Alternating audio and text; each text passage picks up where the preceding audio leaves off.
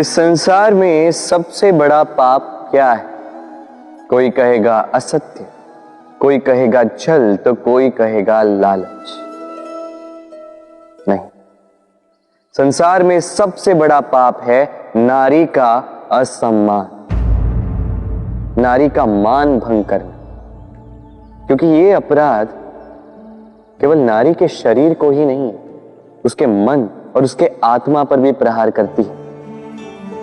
फिर प्रश्न ये उठते हैं कि जिसने भी ये अपराध किया है उसे दंड क्या दिया जाए? फिर कोई कहता है शारीरिक पीड़ा, कोई कहता है मृत्यु दंड। किंतु इस अपराध का दंड निश्चित करने से पूर्व क्या ये जानना महत्वपूर्ण नहीं है कि अपराधी है कौन? अब आप कहेंगे कि सरल सी बात है, वही पुरुष जिसने स्त्री का मान भंग किया।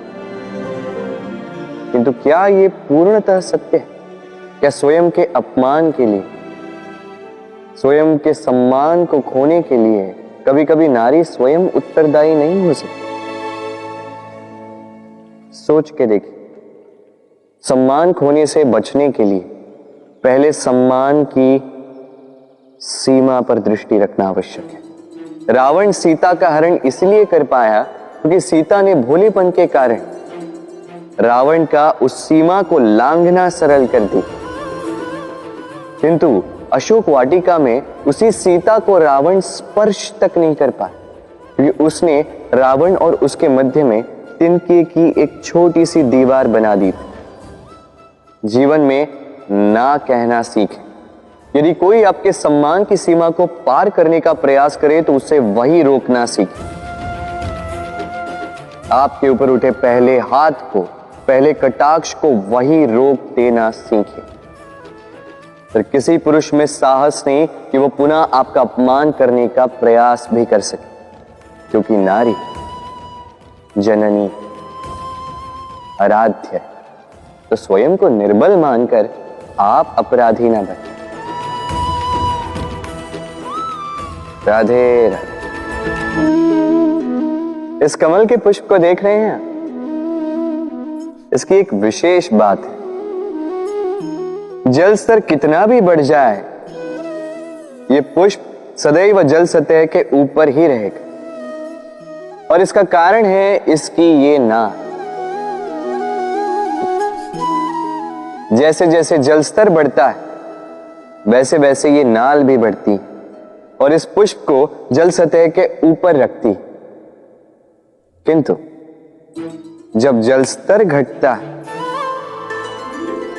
ये नाल घट नहीं पाती और फिर स्वयं के साथ ही इस पुष्प का भी विनाश कर देती। मनुष्य के साथ भी यही होता है। जैसे जैसे मनुष्य समृद्ध होता जाता है वैसे वैसे उसका जीवन स्तर बढ़ता जाता है, उसकी अपेक्षाएं, उसकी आवश्यकताएं बढ़ती जाती। किंतु जब संपन्नता घटने लगी उसकी आवश्यकताएं कम नहीं हो पाती और फिर इसी कमल की भांति मनुष्य भी टूट जाता है। तो फिर क्या करें? क्या किया जाए इस परिस्थिति में? जीवन स्तर बढ़ाना छोड़ दे? कदापि नहीं। किंतु जीवन स्तर बढ़ाने के साथ साथ ही अपनी आत्मशक्ति को सुदृढ़ करें। संकट का समय आने पर आप अपना जीवन कैसे व्यतीत करेंगे इसका अभ्यास करें, क्योंकि जीवन स्तर और जल स्तर तो घटते बढ़ते रहेंगे। ये आप पर निर्भर करता है कि आप इन दोनों के बीच का तालमेल कैसे सुनिश्चित करते हैं। राधे राधे।